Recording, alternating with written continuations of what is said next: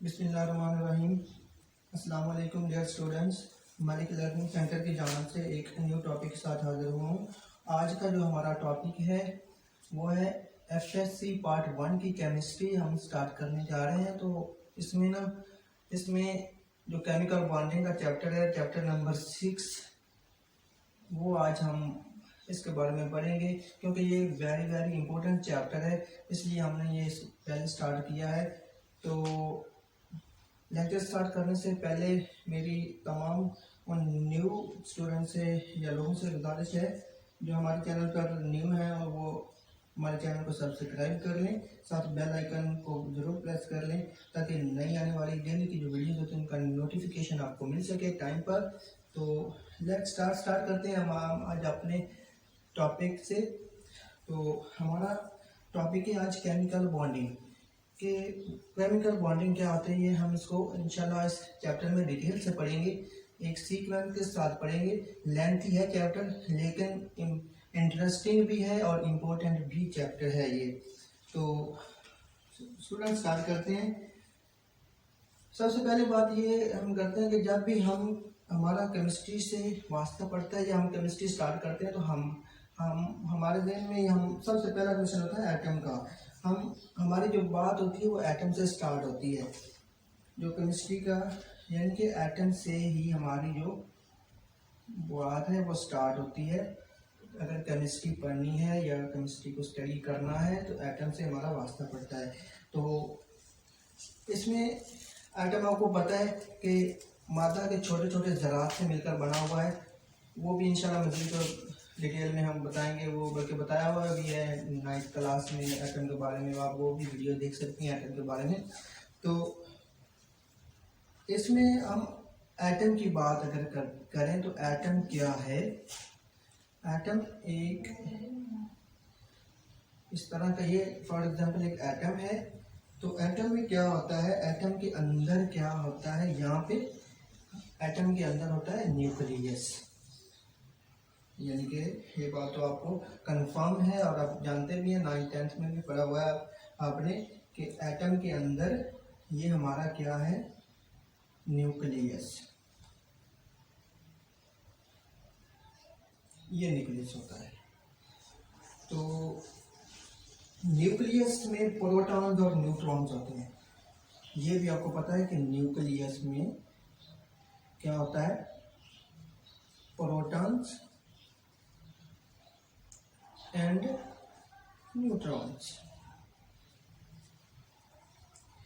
और न्यूक्लियस पर positive charge होता है। न्यूक्लियस पे चार्ज कौन सा होता है, पॉजिटिवली चार्ज होता है। तो ये तो था हमारा जो मिड में है, दिस इज द न्यूक्लियस।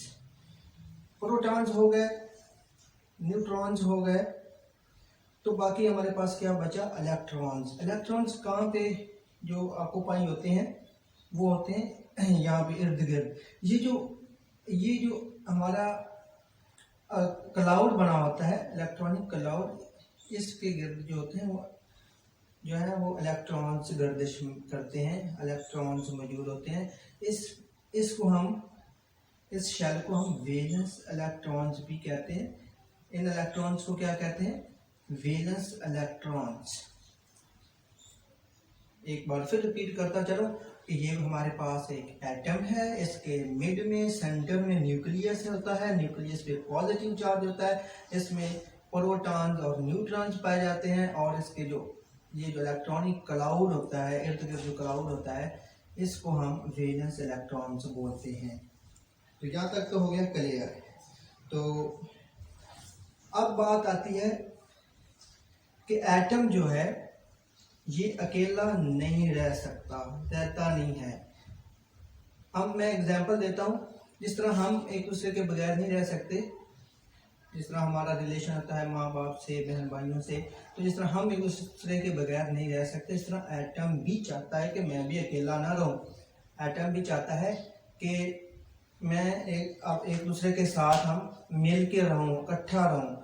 तो एटम क्या करता है इसमें, सॉरी, तो इसमें एटम एक दूसरे से जुड़ने की कोशिश करता है। एटम चाहता है कि मैं दूसरे एटमों के साथ जुड़ के रहूं, एक कम्बिनेशन की सूरत में रहूं। इसके अलावा थोड़ी सी और मैं बात बता दूं। इसके अलावा और कुछ और भी एलिमेंट्स हमारे पास हैं जो अकेले रहते हैं। कुछ लोग होते हैं ना अकेले रहते हैं, अकेला टाइम स्पेंड करते हैं। इस तरह कुछ हमारे पास एलिमेंट्स ऐसे हैं जो अकेले रहना पसंद करते हैं, लेकिन वो कुछ घंटे, कुछ माह या कुछ साल अकेले रह जाते हैं, लेकिन वो स्टेबल नहीं होते। मैं बात करना चाह रहा हूँ नोबल गैसेस की। हम इसको भी डिटेल से पढ़ेंगे। नोबल गैसेस, नोबल गैसेस ऐसे एलिमेंट्स होते हैं जो आज़ादाना रहते हैं, अकेले रहते हैं। इनको हम डिटेल से पढ़ेंगे। अब हम सिर्फ बात आज करेंगे बॉन्ड कैसे बनता है और बॉन्ड में किस तरह, यानी कि ये आपस में एटम जो है वो जुड़ते हैं। तो इसके बाद नोबल गैसेस भी कंपाउंड बनाते हैं। नोबल गैस एक दूसरे के साथ कंबाइन हो जाते हैं और कंबाइन होने के बाद ये मॉलिक्यूल बना देते हैं। यहाँ तक तो बात आगे समझ आपको। तो ये जो स्टेबल स्टेट, जब ये स्टेबल स्टेट में पहुंच जाते हैं तो उसमें नेक्स्ट जो होता है हमारे पास, यानी कि ये भी चाहते हैं कि हम स्टेबल स्टेट में पहुंचे, इनकी यही तो कोशिश होती है। तो एक यहाँ पे क्वेश्चन हमारे पास जो है वो आता है कि हाउ विल दे कंबाइन, यानी कि एटम किस तरह जो है वो कंबाइन होते हैं। क्वेश्चन हमारे पास यहाँ राइज होता है, हाउ विल दे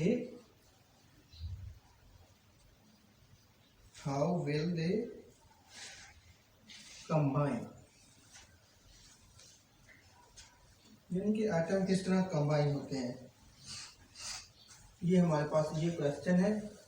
इस क्वेश्चन का आंसर कुछ यूं बनेगा कि बॉन्ड, यहाँ पे ये बॉन्ड की भी डेफिनेशन हो जाएगी। इसका क्वेश्चन है बॉन्ड कॉम्बिनेशन या बॉन्ड फॉर्मेशन। तो बॉन्ड कैसे बनता है? Bond is the force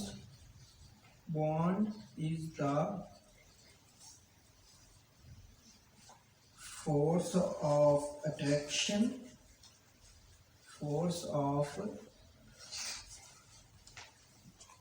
attraction between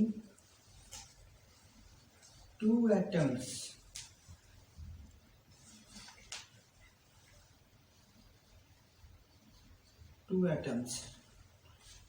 कैसे बॉन्ड बनाता है ये अब मैं आपको बताता हूँ।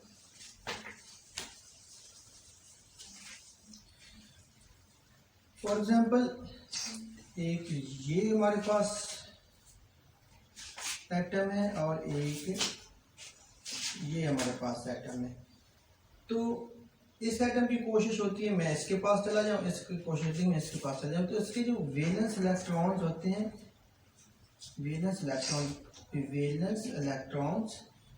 इलेक्ट्रॉन जो इनके आउटर मोस्ट शेल में मौजूद होते हैं, उनको एक दूसरे को इनके दरमियान आने की कोशिश करते हैं। ये जो कोशिश है या ये जो आप आपस में एक दूसरे के करीब आते हैं, ये है force of attraction.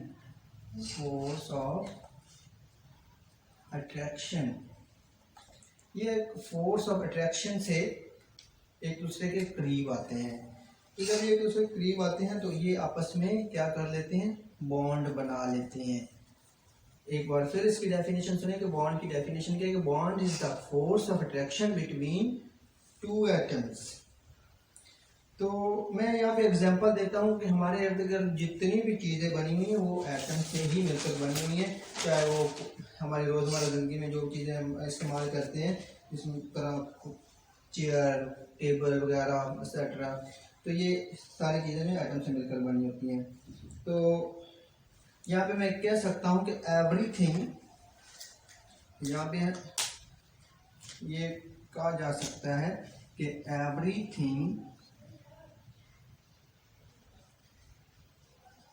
everything is made up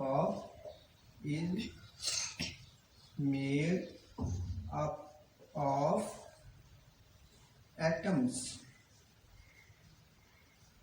यानी कि हर चीज जो है वो एटम से मिलकर बनी हुई है। तो यहाँ पे हमारे हम एग्जाम्पल ले लेते हैं, हम यहाँ पे कुछ एग्जाम्पल्स को देख लेते हैं। एग्जाम्पल हमारे पास हैं, 4 एग्जाम्पल लेते हैं। इनमें फर्स्ट ऑफ ऑल जो है वो है 4 आइटम्स हम लेते हैं। इसमें पहले नंबर पे साल्ट है, दूसरे नंबर पे शुगर है, वाटर है और कार्बन डाइऑक्साइड है। 4 एटम्स।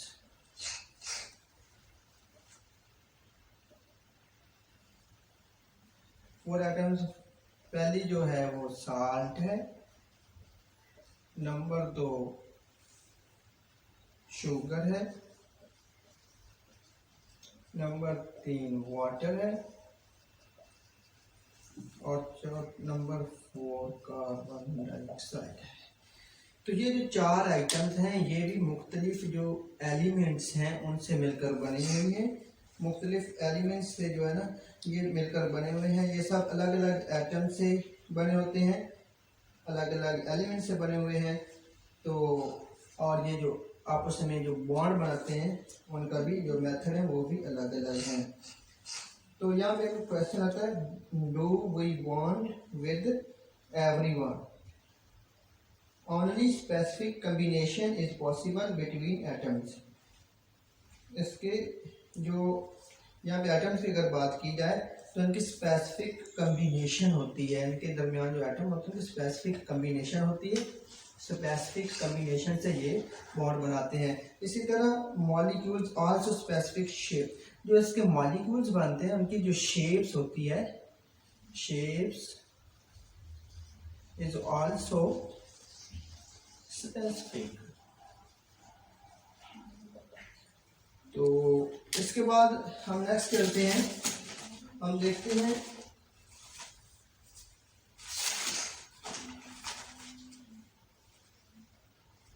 इसके बाद ये यहाँ तक तो हमें समझ आ गई कि एटम्स कैसे बनते हैं, बॉन्ड कैसे बनता है, बॉन्ड कैसे बनता है, मॉलिक्यूल्स बनते हैं, शेप्स वगैरह के बारे में कुछ इंट्रो हो गया।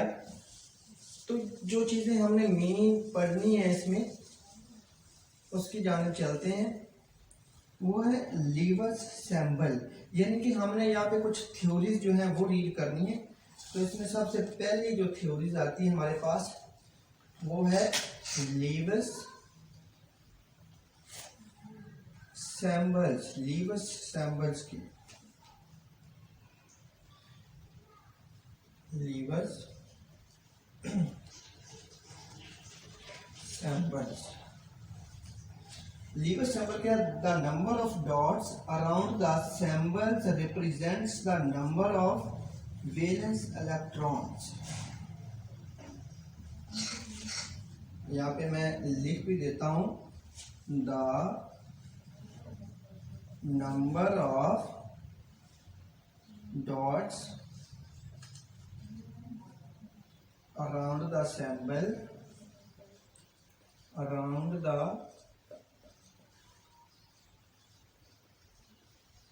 samples represents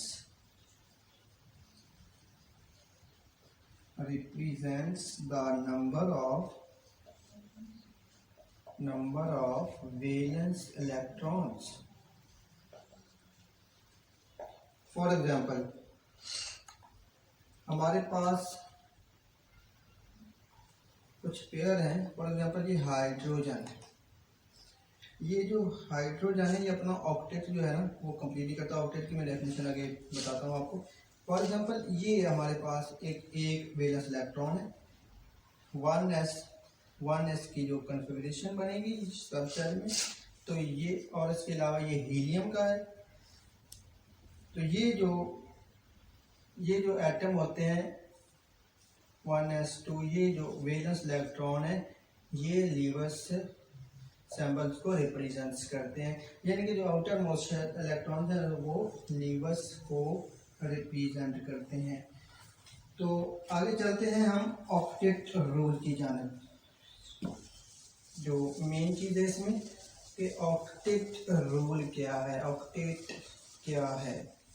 ऑक्टेट की सिंपल जो डेफिनेशन है वो ये है कि कोई भी अगर एटम है, कोई भी एलिमेंट है, वो अपने जो आउटर मोस्ट शेल है यानी 8 शेल कंप्लीट करते हैं।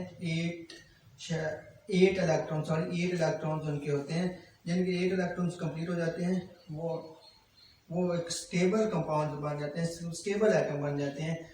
यानी कि उनके जो 8 इलेक्ट्रॉन्स हैं वो जब कंप्लीट हो जाते हैं तो वो एक स्टेबल स्टेट में आ जाते हैं। तो यहाँ पे हमें ऑक्टेट रूल को डिस्कस करता हूँ जी। bonds are formed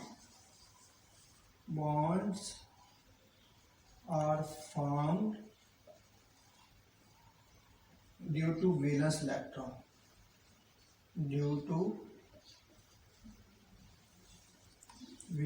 electrons। Electronic theory of chemical bonding, इसका जो दूसरा नाम है वो है इलेक्ट्रॉनिक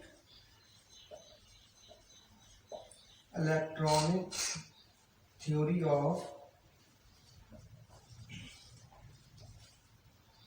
केमिकल बॉन्डिंग।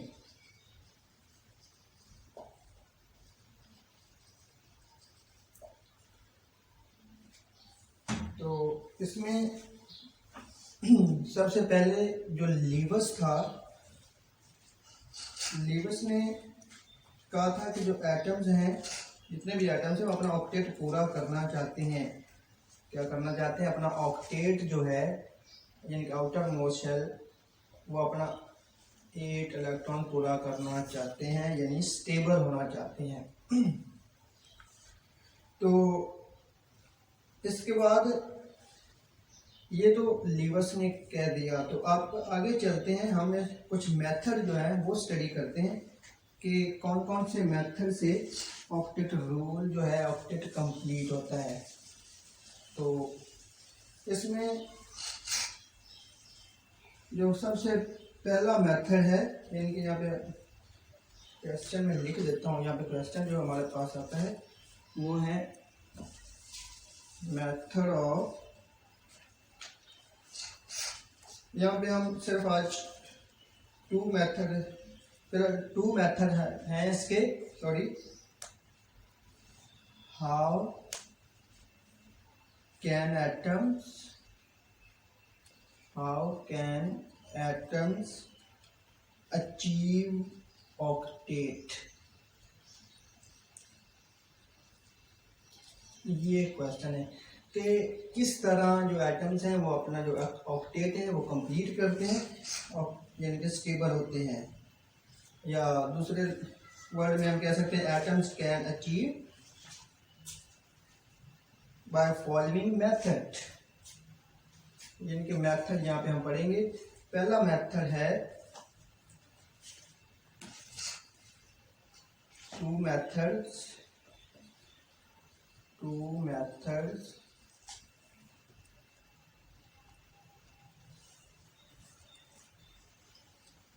पहला मेथड हमारे पास है transfer of valence electrons, transfer of valence electrons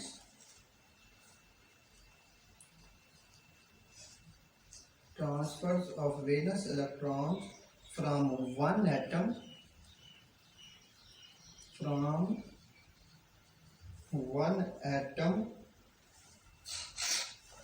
to another, यानी कि जो वैलेंस इलेक्ट्रॉन्स हैं वो एक एटम से दूसरे एटम में कैसे ट्रांसफर होते हैं, ये है हमारा फर्स्ट मेथड जो लीवर्स ने बताया हुआ है। और जो सेकंड वन मेथड है वो है sharing of valence electrons, sharing of valence electrons. तो ये दो मेथड है हमारे पास, जिससे हमको पता चलता है कि ऑक्टेट किस तरह कंप्लीट होता है। तो इसके बाद हम पढ़ेंगे, इसके बाद बहुत सारी थ्योरीज हैं, बल्कि मैं आपको ऑक्टेट शेयरिंग जो कैसे वैलेंस इलेक्ट्रॉन होती हैं वो थोड़ा सा आपको बता देता हूँ, उस पर हम बात कर लेते हैं थोड़ी सी कि जो शेयरिंग होती है इलेक्ट्रॉन्स की वो किस तरह होती है।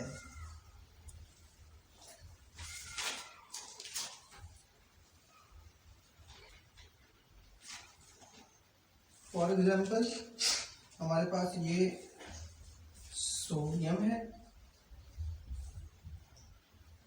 इसके आउटर मोस्ट शेल में एक वैलेंस इलेक्ट्रॉन होता है,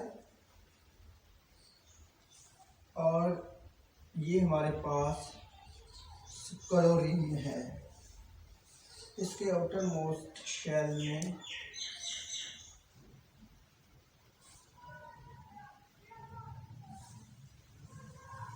ये इलेक्ट्रॉन वैलेंस इलेक्ट्रॉन होते हैं। यानी कि इसमें हमारे पास क्या होता है, एक जो वैलेंस इलेक्ट्रॉन है वो कम होता है। तो हम इस सोडियम को क्या कह सकते हैं, इस एलिमेंट को, इस एटम को रिच कह सकते हैं, रिच है, और इसको पुअर का नाम दे सकते हैं। यानी कि ये पुअर है और ये रिच हमारे पास जो है ये एटम है। तो इसमें क्या होता है,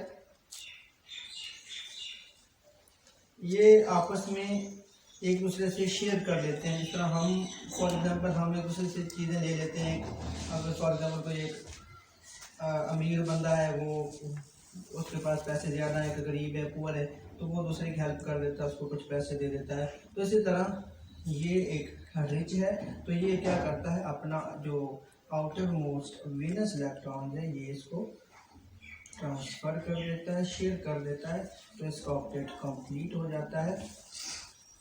जब इसका ऑक्टेट कंप्लीट होता है तो जब यहाँ से ट्रांसफ़र होगा, ये अपना इलेक्ट्रॉन जो देगा तो इस पर पॉजिटिव चार्ज आ जाएगा, इस पर नेगेटिव चार्ज आ जाएगा। तो इसके मज़ीद भी आगे हम साथ साथ डिटेल जो है ना वो डिटेल में पढ़ते रहेंगे। तो इस तरह का जो बॉन्ड बनता है उसको हम आयनक बॉन्ड या फिर इलेक्ट्रॉनिक वैलेंट बॉन्ड कहते हैं, इलेक्ट्रोवैलेंट बॉन्ड कहते हैं। तो वैलेंट बॉन्ड भी कहते हैं। तो ये तो था हमारे पास आज के ऑक्टेट किस तरह कंप्लीट करते हैं एटम्स। तो नेक्स्ट चलते हैं, अब हम इसमें कुछ थ्योरीज डिस्कस करेंगे इस चैप्टर में। जो ज़्यादातर इसमें थ्योरीज जो है वो डिस्कस इसमें होंगी।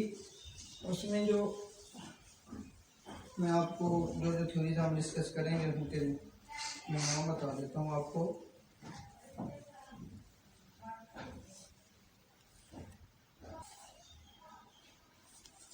तो स्टूडेंट्स, अब हम बात करते हैं जो इसमें हम जो थ्योरीज पढ़ेंगे उसके नाम जो है वो लिख लेते हैं। सबसे जो थ्योरी, पहली थ्योरी है वो है कोसर-लीवस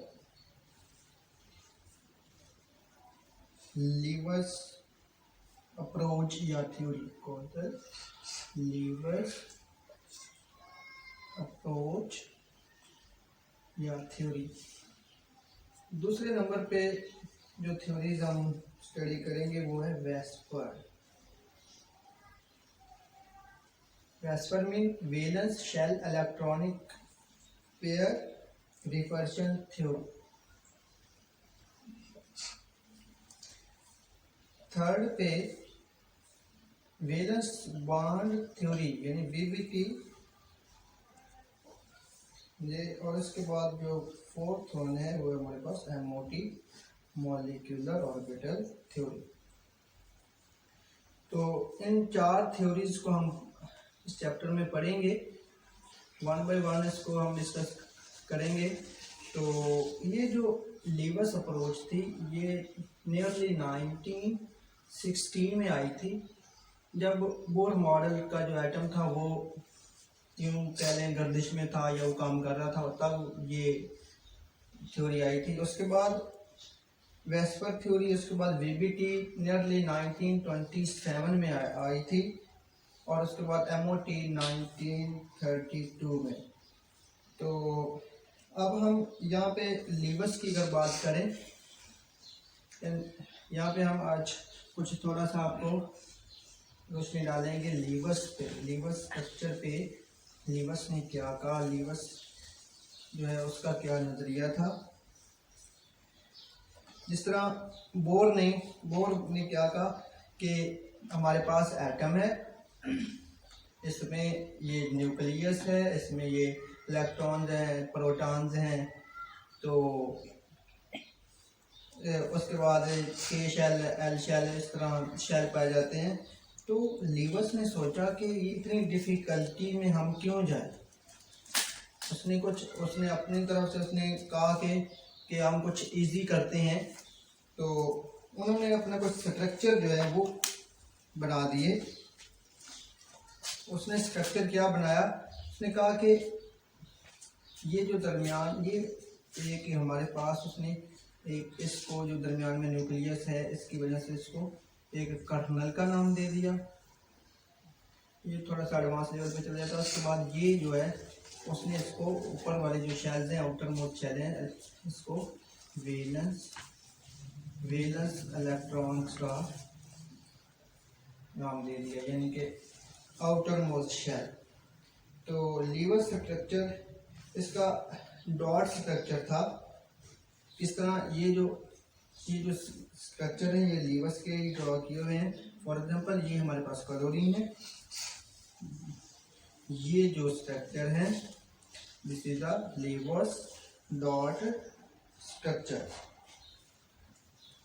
2 पार्ट्स में इन्होंने इसको वो जो है डिवाइड किया था। इसके बाद हम नेक्स्ट चलते हैं।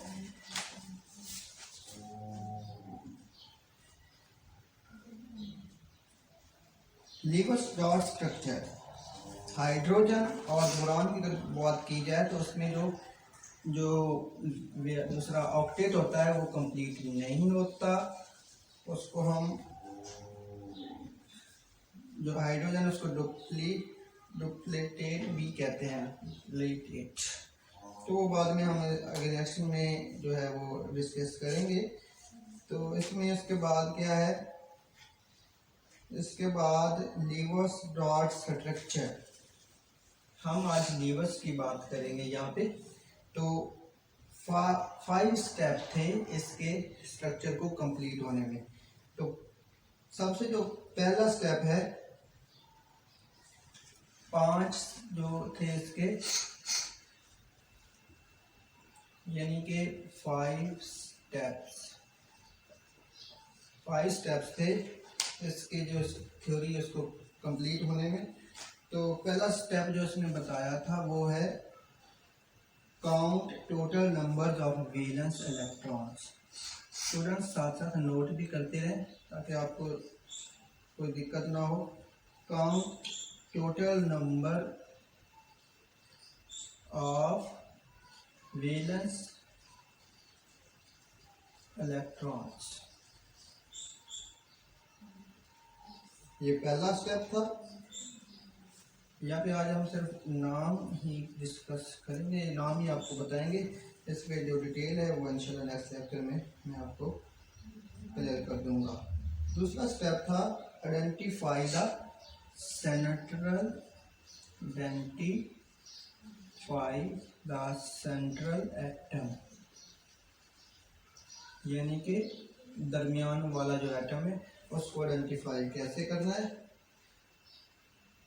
थर्ड जो स्टेप था इसका वो था draw the skeleton.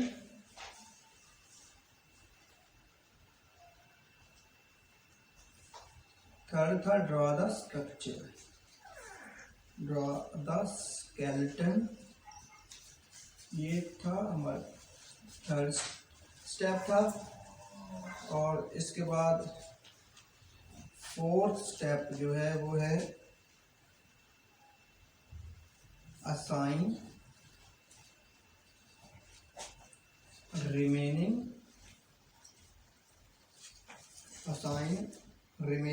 Number of electrons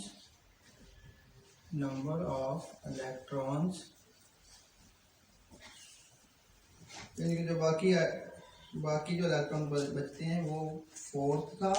और जो फिफ्थ था, सॉरी इधर ऊपर लिख लेते हैं, फिफ्थ जो स्टेप था वो था convert lone pairs into double triple bond to complete octet of all atoms.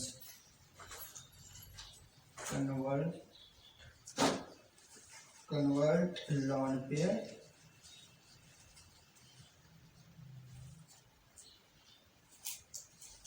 into double and triple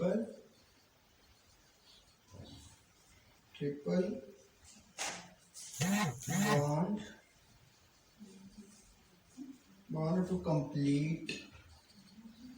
to complete octet of all atoms।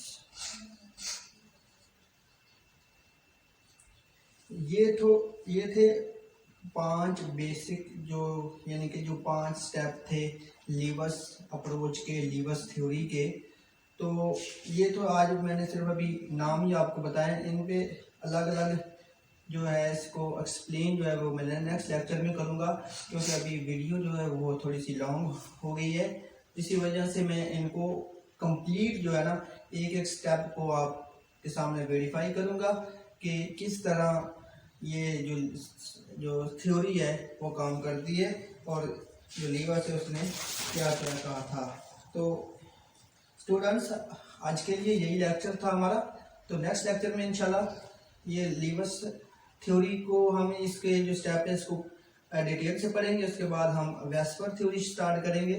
तो थोड़ा सा ये लेंथी लेसन है, लेकिन इंटरेस्टिंग भी है और साथ इम्पोर्टेंट भी है। तो आज के लिए इतना ही स्टूडेंट्स। इंशाल्लाह नेक्स्ट लेक्चर में हम जल्द ही मिलेंगे। तो नेक्स्ट लेक्चर